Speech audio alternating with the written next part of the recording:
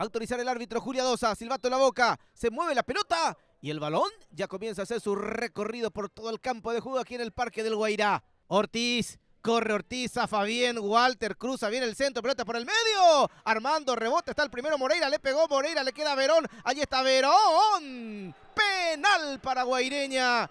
Verón tomó la pelota y Milver se tomó su riesgo, le tocó a Verón, vamos a ver si hay doble castigo. Julia Dosa para autorizar, Walter se ladea, le va a pegar el zurdo, Walter le pegó, el arquero da rebote, gol.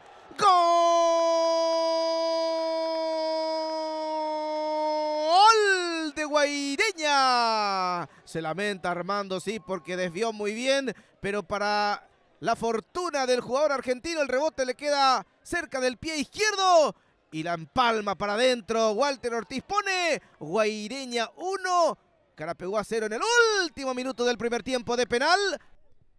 Recoleta es equipo de primera. Ortiz se molesta con el compañero, salió en el cruce, ojo con Tuna, allí está Jiménez, remató, gol. ¡Gol de Carapeguá! Augusto Jiménez, el goleador, quitó provecho de la acción donde Ruiz Díaz se molestó con el compañero Zamudio. Cáceres está habilitado, corre Edgar González, la última será para Guaireña, allí está, falta, ¿es penal? El árbitro dice que no.